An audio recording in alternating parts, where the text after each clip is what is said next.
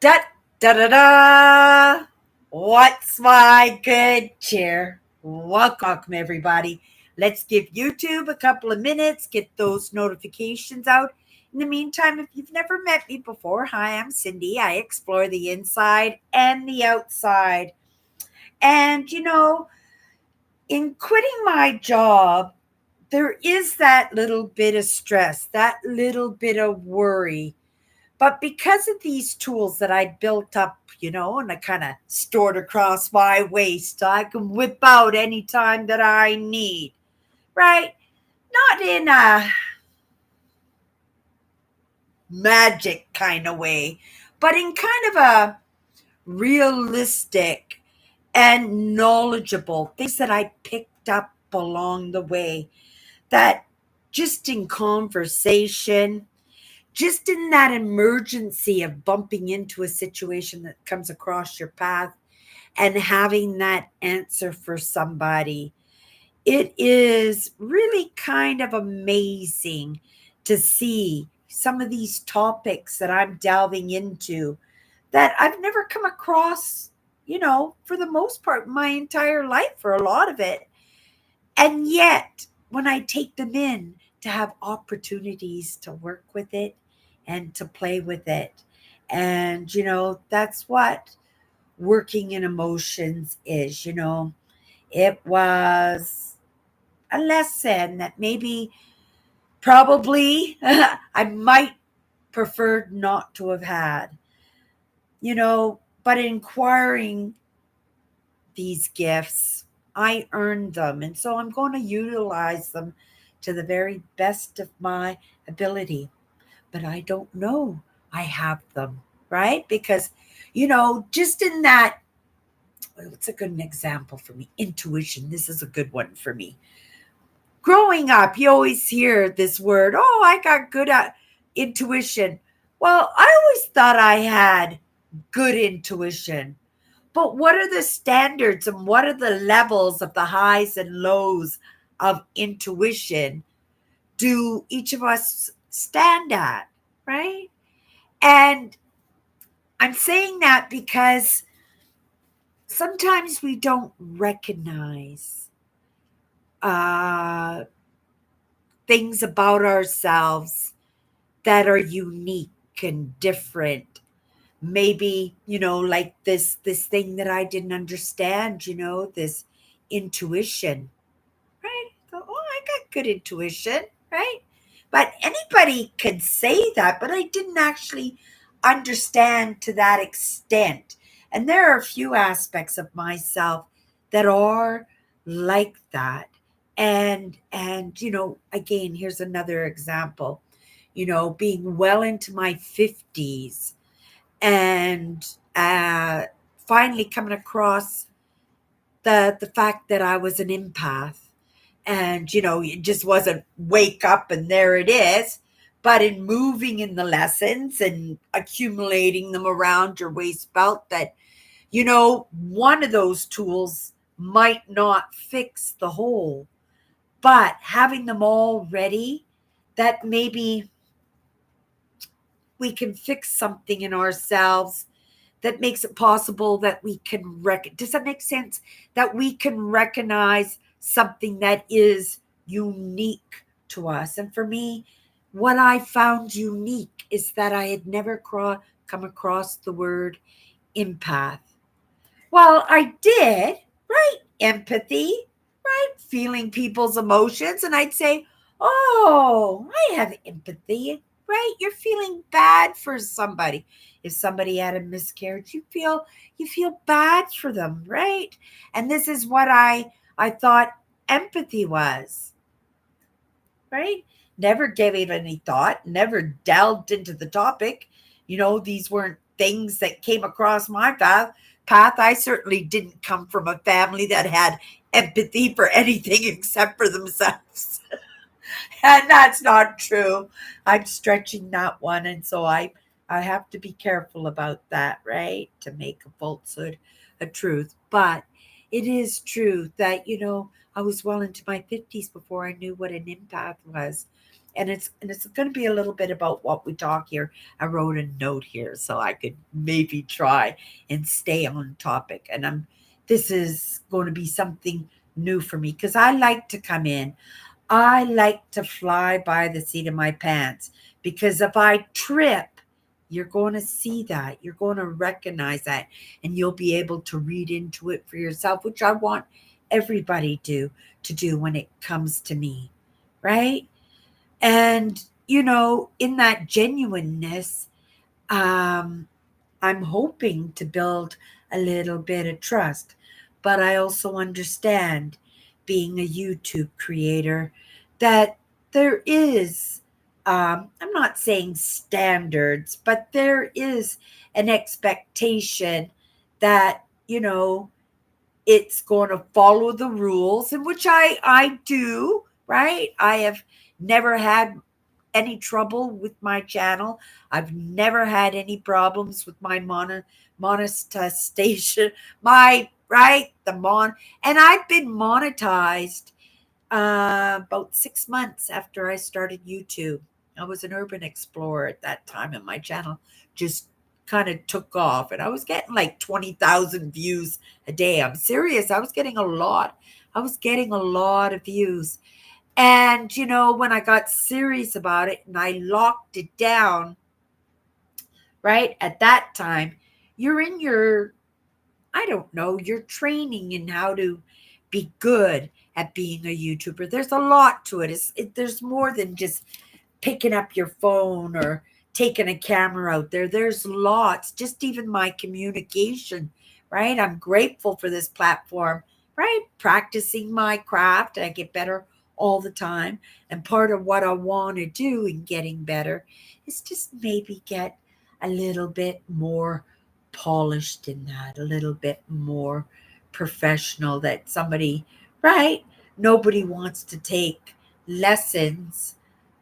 I'm not going to say a dimwit because that is not kind, and I'm not a dimwit, but in my genuineness, I am comfortable.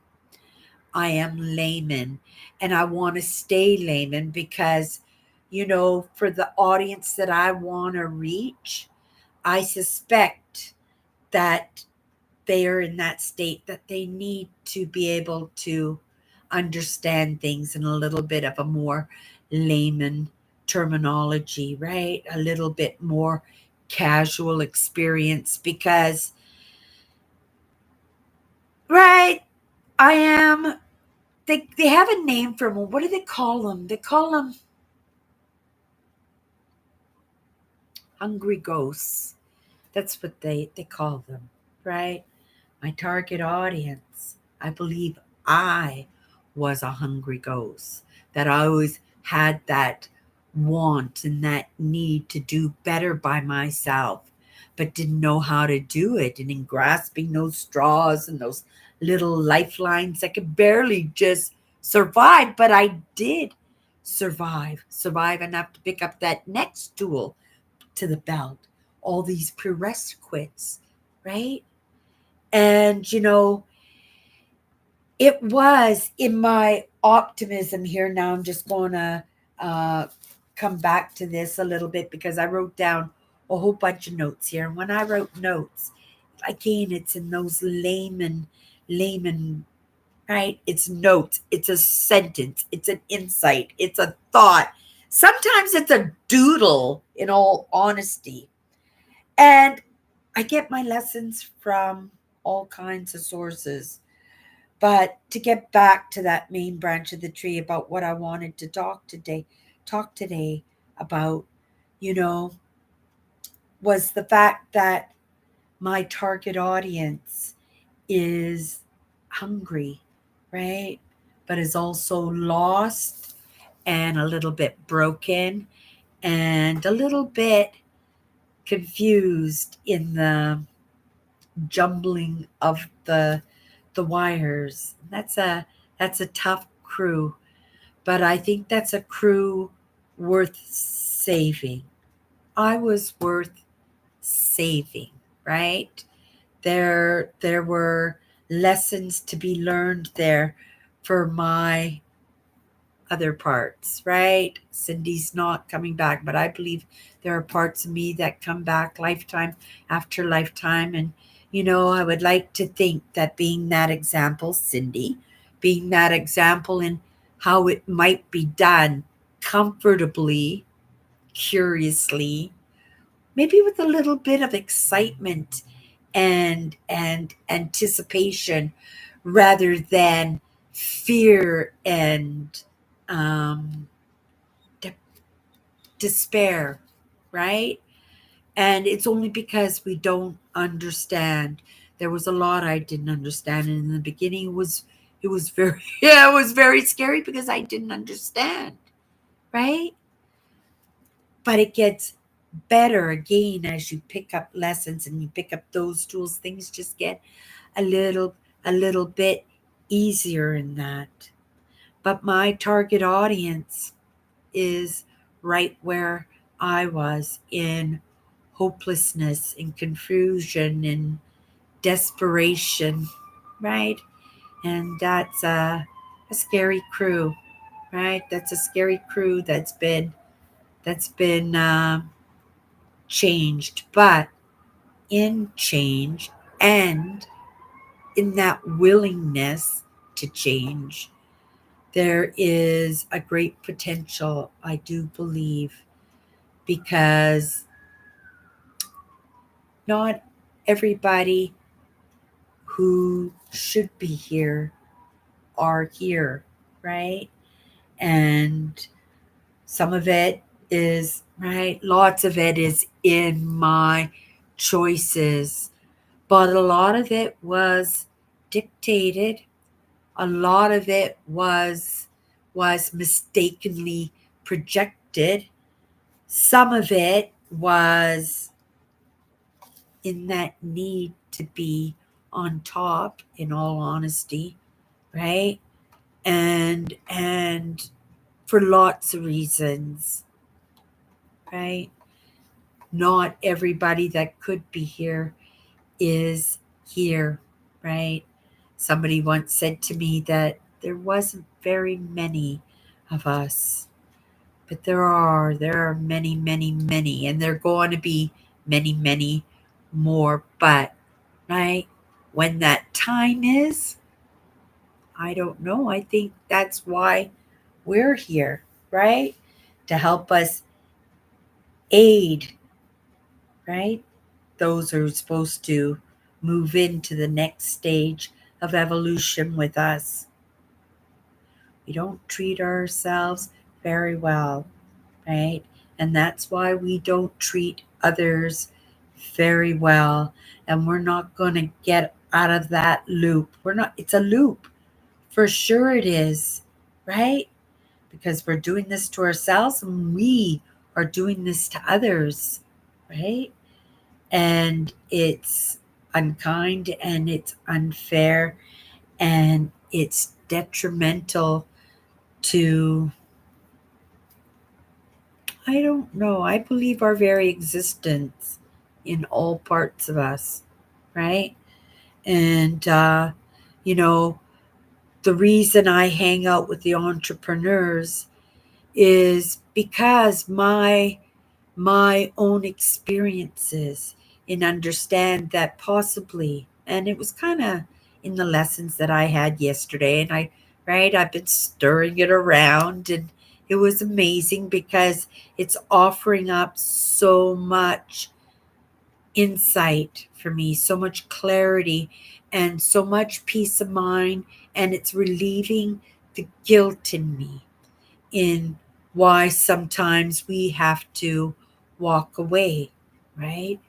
In that sensitivity, um, we sometimes give way too many chances, and and that's the truth. But that's our nature, and because we do that, what do? We take that on. We don't get anybody else to change. We make those adjustments, painful adjustments. And sometimes, making ourselves smaller so that somebody else can feel bigger. Sometimes it's accepting that you're wrong when you're choking on it because you know that you're right, but because you're not the authority, that you don't get a say, that you just have to see things the way somebody else sees them. It's also in that sensitivity we understand that sometimes, when things don't go well, that we don't have much of a defense for ourselves, and we can take a little bit of emotional, mental, even physical beating in that, right? And so um I wish if I had it all to do again, and it can't be done again, right? I'm 63 years old. Cindy, right? It's not coming back as a 20-year-old Cindy, right? Those other parts of me will. But I've lost that opportunity to have some of those experiences. And even though I had the taste of entrepreneurship in childhood with my Kool-Aid stands and my dandelion bouquets, my sister Tracy thought of the dandelion bouquets. We just raked in the cash. We were just cute little kids off on our own. Like we're talking 5, 6, 7 years old, right? And we were off with Kool-Aid stands, and we were going up to Little Mountain. We lived in Vancouver at the time, and the tourist bus would pull up in the parking lot, and they didn't have air conditioning in those days, right? They'd come off and we'd have our Kool-Aid with no sugar because we couldn't afford it, with the floaties in my mom's root beer bottles. And we cleaned house in that. But those were my steps into entrepreneurship. Always been able somehow to keep a roof over my head when I didn't have an actual job, right? Whether it was babysitting or reselling, or I don't know, I was very creative that way, right? But at this point in my life, I want to set myself up for retirement, and I want to set myself comfortably so that I still can be able, right, to come live. While this will never change, this for sure will change. What that look will look like, I have no idea. So I want to take care of the empaths and the highly sensitives, the light in the darknesses, the light and the darknesses. It takes all kinds to make the world. And like I said, in our negativity, right? In those scary, desperate, frustrating, agitated, frightening, sad, broken states that we're in, we can't see the beautifulness in that because that's too painful to be around, right? And it's unfortunate to say that. And because I think, because I float in the middle, right? It takes all kinds to make the world, right? But I am creating the best human being I possibly can, right? And I'm not the captain of the ship. I'm not going down with the ship, and right? And I'm not going to be the last one off the ship either, because I have to keep moving. But in keeping moving, right? Right? It's scooping up along the way. And this is what I'm doing when I show up here. It's in practicing my craft, getting a little bit braver in expressing, right? But because it takes all kinds to make the world, people have to understand where I'm coming from. But that is not what I'm preaching. I am non denominational, right? I just wanted the mindset, you guys. It's the values. We are moving into a world where everybody is hypervigilant, everybody is highly sensitive, and The trust is at a low of a low. That faith in something bigger than us, right? That is loosening it. It's not even grips, it's loosening its ties, right? Right? And it's because people can see that there are so many different religions and so many gods out there that they're thinking, oh my goodness, like which one is real? They can't all be right.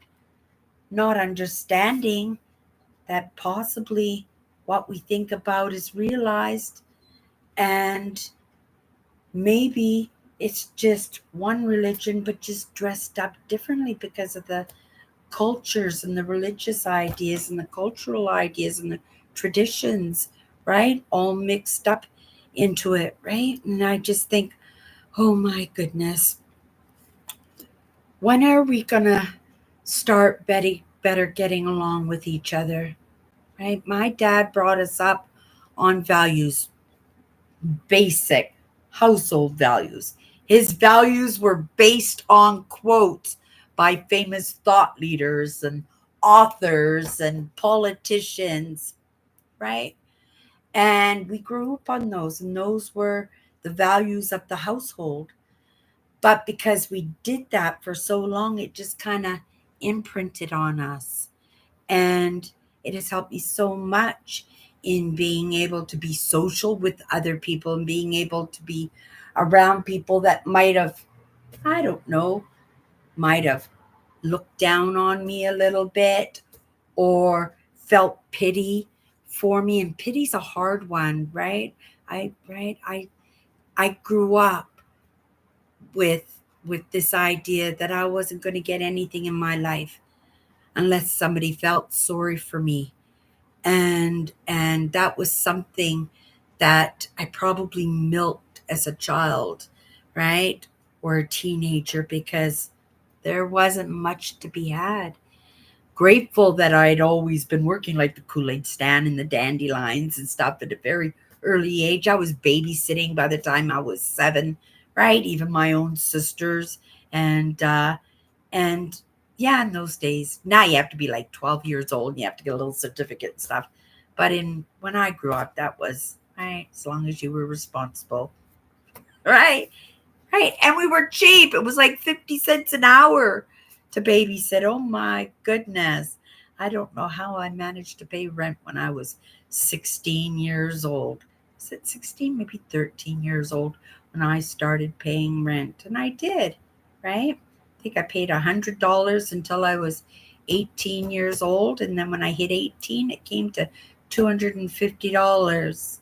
A lot of that, it was teaching me responsibility, but also keeping in mind that I come from a low income household, and that money helped my family out. It put milk on the kids' cereal, right? It might have paid the hydro bill, and I didn't mind paying that, right?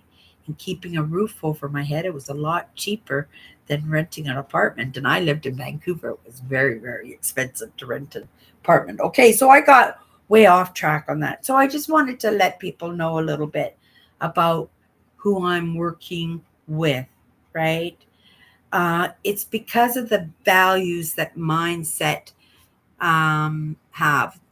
And I get it. There are so many different religious denominations out there. And I think I will be of more use.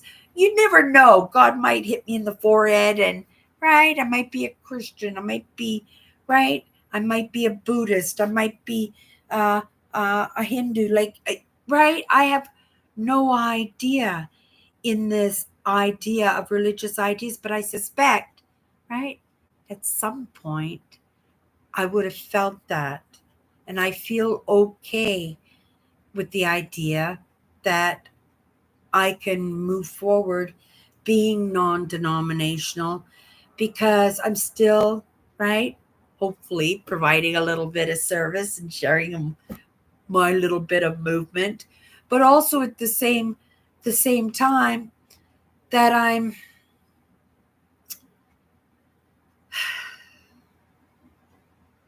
way off the track in that, right? I do want to help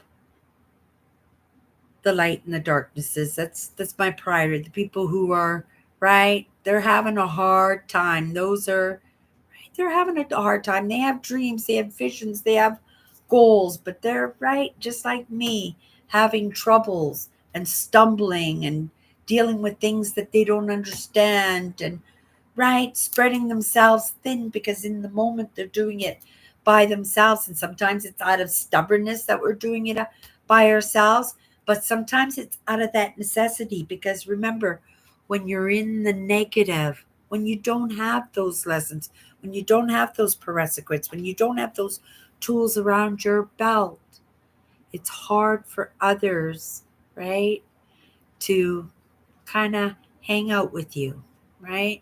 I think common values would be a good way where we can move along with each other. But like I said, we're moving into a day in age where it's going to be the cool thing. It's going to be the cool thing. Everybody and their dog is going to be on that movement.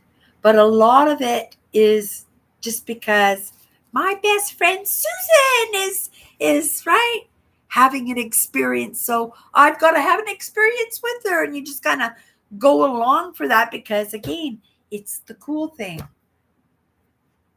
I have earned that badge that, I can utilize as a highly sensitive and as an empath, that I'll be able to feel out a truth and an untruth and what's genuine and not genuine, right?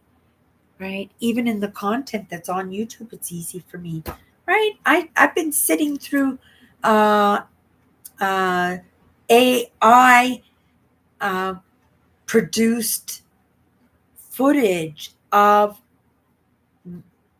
a great thought leader out there, and I had no idea that I was listening to something that was AI generated for almost a week because I was listening to the message and not paying attention to the feeling in the message, right?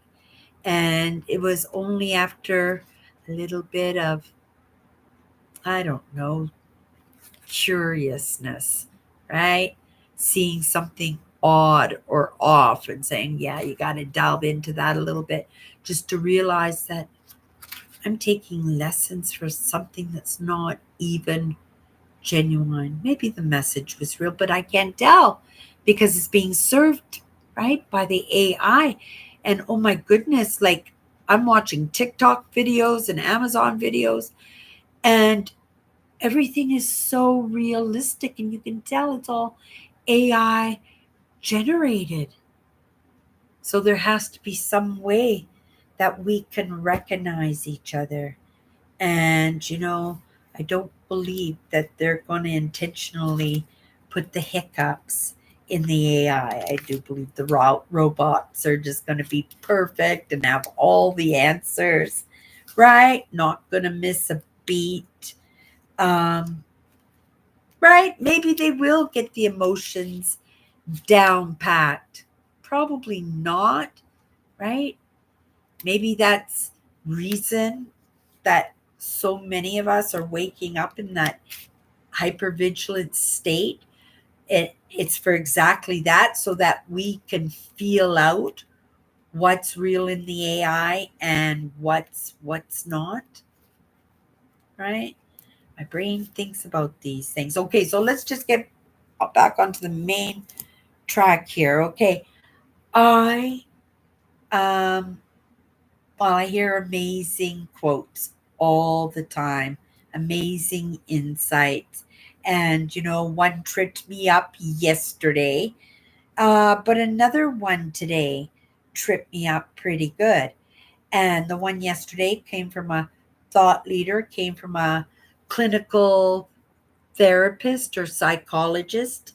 Um, this one here actually comes from a York cardiology specialist. And what this person said is there are only two truths, two goals, two things that we need to be paying attention to. Only two things. This comes from a cardiologist specialist. And let me just get that notification out of my line of sight there. And what he wrote, what I wrote here is the only thing that matters is one, the quality of life, and two, the quantity of life. It's amazing, that I stumbled onto the laws, right? Because it is all about health and well being and taking into consideration our mental, our physical, and our emotional well beings, our whole well beings, right? Um,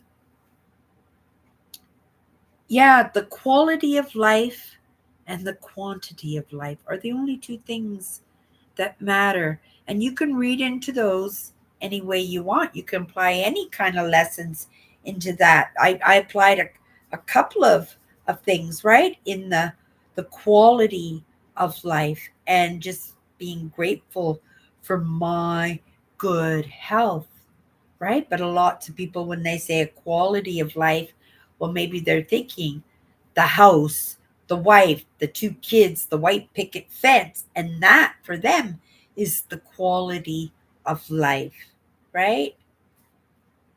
But also keep in mind the quantity of life. And that doesn't disqualify the person who's looking for right, the house, the wife, the two kids, and the white picket fence, because I admire so much that task, that very important task, because that is the only answer to right, the problem that we're going to find ourselves in with moving in the next stage of evolution, right? To make sure that we are moving in the next stage of evolution, because that quality of life comes from that partnership and what is produced in that partnership, right? And right, we have been doing a very good job.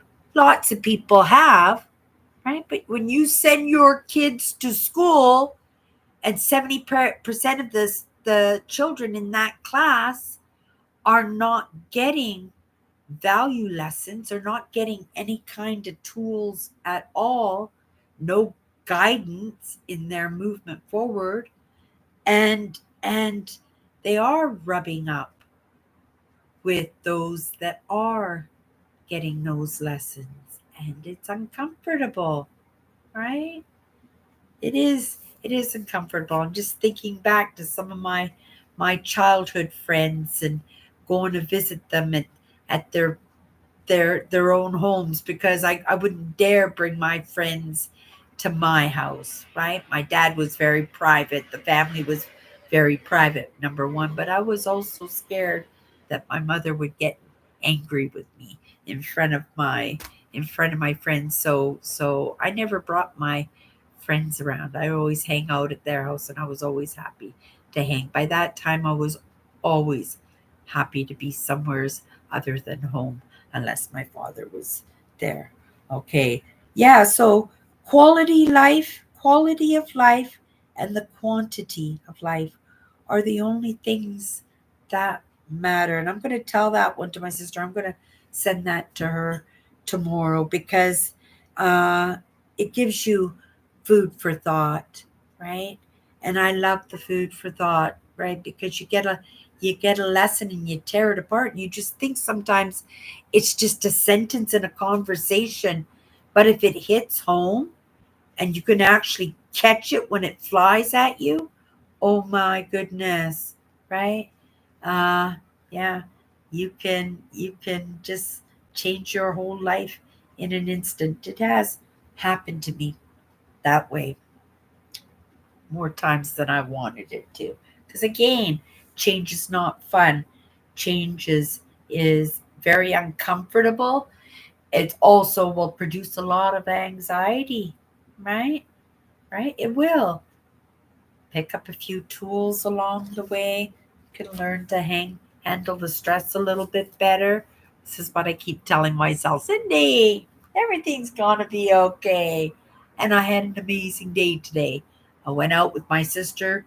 We went thrifting. I'm thinking next week we are going to film it, and we'll see if you guys like our outings. We did really good today. We got I love anime. Me and my sister, we do really well on the anime stuff. So I buy it up whenever I come across it.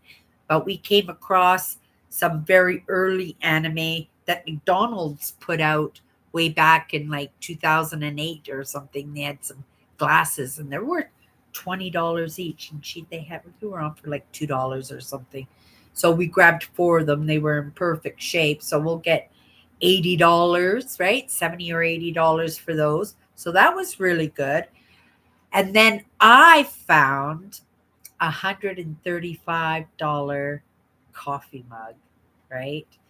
My sister found a Trivial Pursuit 50th anniversary wrapped board game, and we got $250 for it. It only cost us a few dollars. I got $250 for it. It was pretty exciting.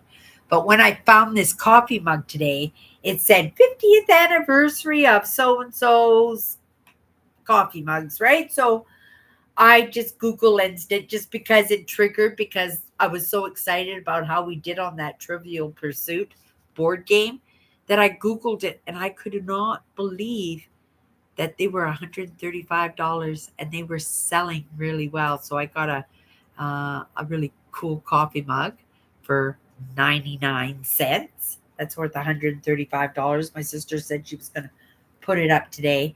We'll put that video up next week. I had that talk with her. If it works out, she's going to be changing her name of her eBay channel, and we're going to set up a link from this channel to her eBay and see if we can move that way.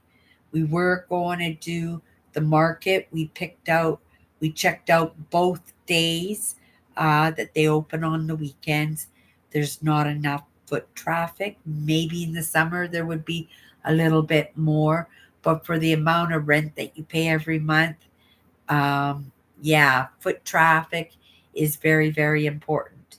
And I've been managing pretty good just by running downstairs and listing online.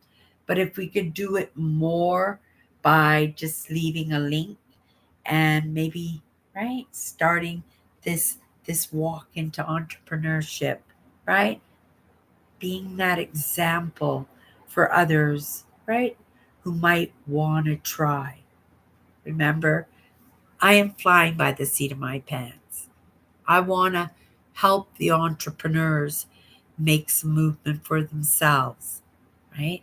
But I am practice my craft and I have to be willing, right, to change. And I need to be capable to change when it's time to change, right? Might not get any notice.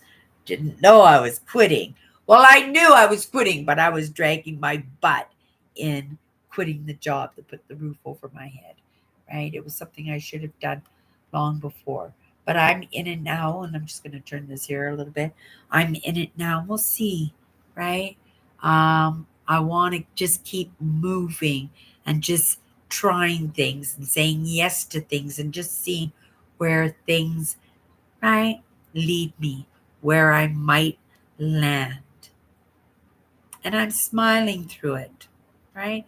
I'm having fun. I was pretty excited to find that coffee mug. We found a few other things too. I can't remember what they were, but it was a really nice day to get out, right? So if we could get back on track on that, maybe next week when we go out, me and my sister, we will tape an episode for you guys, so you can see what we do, right? Okay, you guys, let's pick a card. I'm going to have to come into this live. I was all over the place, but I am tired. I have been in my thoughts. I have been hanging out with my sisters no excuses, but I do feel that push on my back, and I'm just kind of like a Pac-Man in this moment. But I think in this moment, I'm being I'm being called to maybe be that way a little bit, right? And I recognize that the tidbits that I'm picking up along the way have been pretty juicy. Yeah, I'm just gonna leave it at that. I just say juicy. That was a silly word to you. Right? But this is the thing too.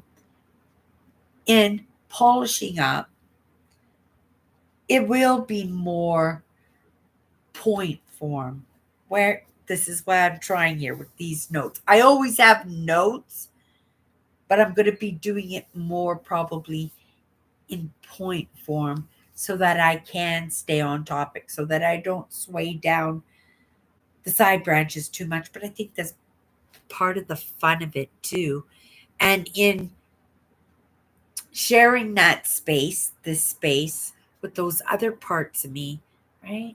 I want them or they or her or him or what to be able to come to the surface and I don't know, be realized, be recognized, be part of that genuineness, possibly, right? Show a little bit of evidence, right? So we might pick up a few more along the way in building that trust because that's what it's all about, people, right? I can be that chameleon, right? I can be suited up and fancy and professional, right? But I wouldn't be happy, right? Unless I could be me. And that's what I've decided. I'm not constantly giving chances, the odd apology or the odd adjustment to make it so it's a little bit more tolerable until the next time, right? And then find a different excuse for it. Or even worse, make it so that it feels like it's my problem and not somebody else's problem. But in the end, it becomes my problem, doesn't it? Because, right? If I believe that those other parts of me don't want to be around that, I'm just going to be gone. I'm just going to be gone, and that's the hard part of that, right? In that little bit of movement that we want to make, that we kind of sometimes take what's being offered rather than really chasing after what we want, our goals, our dreams, our ambitions, our wishes, right? But it's beneficial, right? It, right? And it's another thing in that polishing to get these right, right, right. And I notice it was gone for the longest time and it's coming back now, right? And that's me looking for that reassurance again because of the expansion, because I'm putting my toes and my fingers a little bit into the water, that I'm testing those waters, that maybe I'm a little bit uncomfortable. And so when I am a little bit uncomfortable, I fall back into those old ways, right? And that's what I used to do. So I recognize that's what I do when I'm expanding. Might not look like it. I am. Okay, you guys, let's just pick a word. First impression, first perspective, just a couple of minutes. And our word is community. Offers up a sense of belonging. Okay, community. This has been popping up quite a bit in the past couple of months, and I get it. This is my community. But there are other networks that I belong to. But again, in understanding that the difficulty sometimes in how we rub each other, right? That we want a smooth ride. We want to be comfortable. We want to enjoy being around the people that we're around. It always, things go so much better, right? There's so much more accomplished. There's so many more kindnesses in uplifting your team members so they don't fall behind, right? And then when you fall behind, they're lifting you up. I get that. And I get this push in the community. And I get sometimes in my hypervigilance, I push back against that, right? It's not like I'm not willing, right? Nobody's not willing to have a community. But sometimes, for lots of different reasons, we have problems in finding our spot, right? In communities. When I was a teenager, especially, I did my own groups. I knew that I wasn't going to be accepted in other people's groups. So I would start my own little friend groups.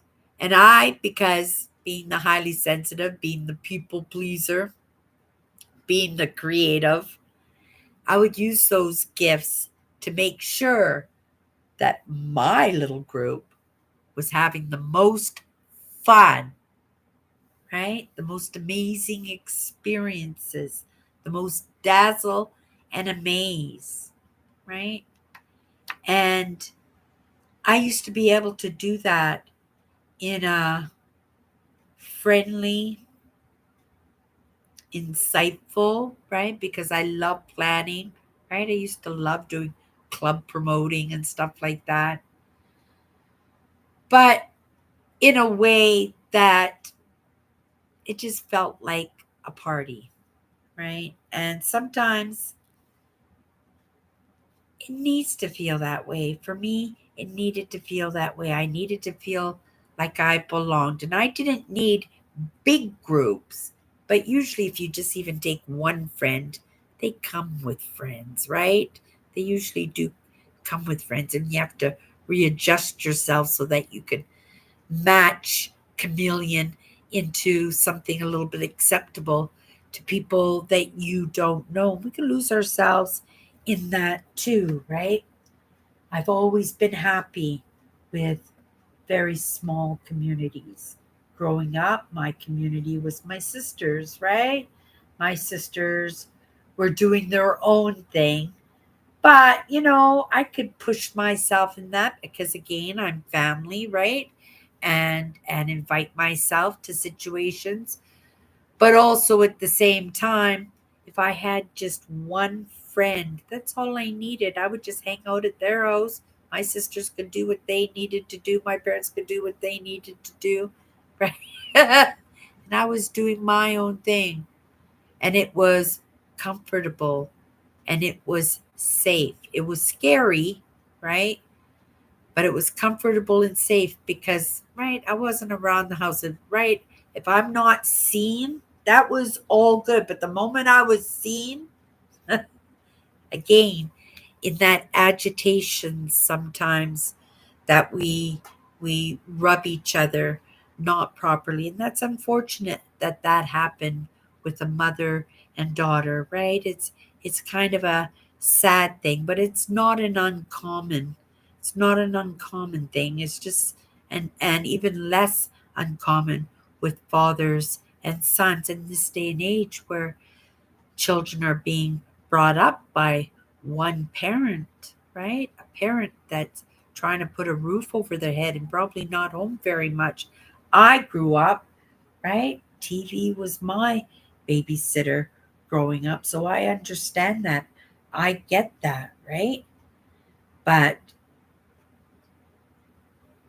I do believe that's why we're here is to help them untangle that, help them understand what happened, and then help them, right? to see for themselves that possibly they might be a little bit better off in working for themselves or starting their own business and providing kindnesses of employment, steady employment with people that lift you up, right? And you lift them up and you get to pick, you get to choose. And if they don't rub you well, right? That person, just like that person that you didn't rub well, you have that option to send them on their way because you're the authority, or to put up with it a little bit to see if something is absorbed, right? Right? If you can give a thought and somebody can bite onto it like food,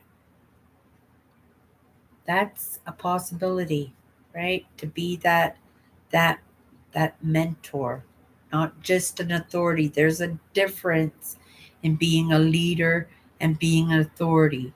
And I know that from many jobs that I have that I didn't understand, right? In my people pleasing, in my idea that I was the problem, that I overstepped myself and stumbled over myself to keep serving those that probably, right, didn't deserve to be served, right? I know better now. I think I, right, it's still fairly fresh, but I'm feeling pretty good. I'm feeling pretty good. I'm feeling better and better every single day, and that confidence about me doing the right thing, right? That is kind of rooted in me now because I can see that truly I have my best interest at heart. And because, right, if we're not rubbing well, it's not like authority is going anywhere. And just to make sure, right, I just take it as an indicator that, well, I'm doing a little bit better, that somebody else needed that job more than I did. It was time to move on and give it to somebody else. Community offers up a sense of belonging. It does offer that up. But I believe, moving forward, our groups might have to become a little bit smaller until we can better untangle some of those wires, right? Because we are rubbing each other not so well.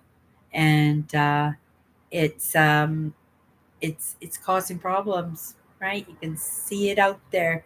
Everybody is agitated, and I think that's a lot of, what do you call that, mass hysteria. Everything's going to be okay, right? Everything is going to be okay. We wouldn't be getting these lessons right now if they were not going to be put to use, right? Right? So keep that in mind too. Okay, you guys, I'm calling it a night. I'm going to have some iced tea, get in my pajamas, maybe take in another lesson. But wasn't that a good one from that cardiologist, right? The quality life and the quantity of life is the only thing that matters. That's evolution. This is exactly what we're trying to do in creating the best human being we possibly can, so that we can have the best quality of life, so that we don't have to have some of these difficult conversations, so that we don't have to recognize that we have these kind of issues. But, right, at least we got something to work on, something to resolve. And, right, we've got these platforms to share it out there. And that's the most important thing. I'm grateful. My YouTube community, right? Because that's my community where I've already shuffled the card back into the deck. So, you guys, that's it for tonight. I'm done. We'll see you tomorrow.